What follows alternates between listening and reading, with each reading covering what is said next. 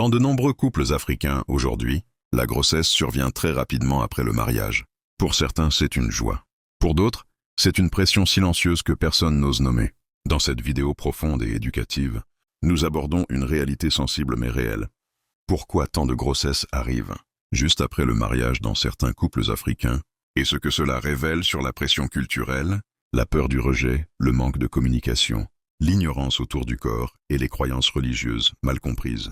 Cette vidéo n'est pas là pour juger, mais pour éclairer, éveiller et aider les couples, mariés ou en préparation, à comprendre que le mariage ne corrige pas automatiquement les problèmes cachés et qu'un enfant mérite un cadre émotionnel, relationnel et spirituel solide. Tout à son temps. Ecclésiaste 3:1. Regarde cette vidéo jusqu'à la fin.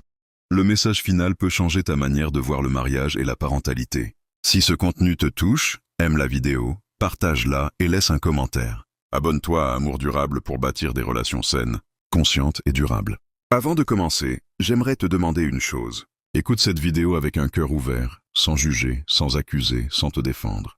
Parce que le sujet que nous allons aborder aujourd'hui touche beaucoup de couples africains, mais très peu osent en parler honnêtement.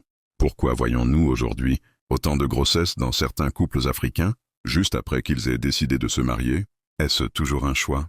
Est-ce toujours une bénédiction vécue dans la paix? Ou parfois, est-ce le résultat de pressions silencieuses que personne ne veut nommer? Bienvenue sur Amour Durable. Ici, nous parlons des réalités du couple avec vérité, sagesse et compassion. Il est important de dire une chose dès le début. Un enfant est une bénédiction. La grossesse n'est pas un problème en soi, mais le contexte, le moment et la motivation derrière une grossesse peuvent profondément influencer la santé du couple. Dans beaucoup de cultures africaines, le mariage n'est pas seulement l'union de deux personnes, c'est l'union de deux familles, de deux clans, de deux attentes. Et parmi ces attentes, il y en a une qui pèse lourd, très lourd, la pression d'avoir un enfant rapidement. Dans certaines familles, une femme mariée sans grossesse est observée, questionnée, comparée, parfois même soupçonnée. On entend des phrases comme « Alors, c'est pour quand ?» Nous attendons la nouvelle. Une maison sans enfant n'est pas complète. Ces paroles peuvent sembler banales, mais répétées, elles deviennent une pression émotionnelle énorme. Dans ce contexte, la grossesse cesse parfois d'être un projet du couple. Elle devient une preuve sociale, une validation, une manière de rassurer la famille, le conjoint, la communauté. Pour certaines femmes, tomber enceinte rapidement après le mariage n'est pas toujours un désir profond. C'est parfois une peur. La peur d'être rejetée, la peur d'être remplacée, la peur d'être perçue comme inutile ou incomplète. Alors, inconsciemment, la grossesse devient une assurance, une manière de sécuriser sa place dans le mariage. Mais une relation construite sur la peur finit toujours par souffrir. Il faut aussi parler d'une autre réalité très importante, le manque de communication avant le mariage. Beaucoup de couples africains se marient sans avoir réellement parlé de sujets essentiels. Quand voulons-nous un enfant? Pourquoi voulons-nous un enfant? Sommes-nous prêts émotionnellement? Sommes-nous stables financièrement? Avons-nous appris à gérer les conflits ensemble? Souvent, on suppose, on évite, on reporte les discussions. Et après le mariage, la réalité frappe. La Bible nous rappelle pourtant une vérité simple mais profonde. Tout a son temps. Un enfant est une bénédiction. Mais même une bénédiction a besoin d'un temps, d'une préparation et d'un cadre. Un autre facteur important est l'ignorance autour du corps et de la fertilité. Dans beaucoup de sociétés africaines, parler de sexualité reste un tabou. On se marie sans véritable éducation sexuelle, sans compréhension du cycle, sans information claire sur la planification familiale. Alors, le hasard remplace la connaissance. La grossesse arrive rapidement, parfois sans que le couple n'ait eu le temps de construire une base solide. Ajoutons à cela les croyances religieuses mal expliquées. Certaines personnes pensent que planifier, c'est manquer de foi. Que réfléchir au bon moment, c'est désobéir à Dieu. Pourtant, la sagesse biblique nous enseigne la préparation, la réflexion, la responsabilité. Dieu bénit la vie, mais il bénit aussi l'ordre. Prenons l'exemple d'un couple, très représentatif de beaucoup de réalités africaines.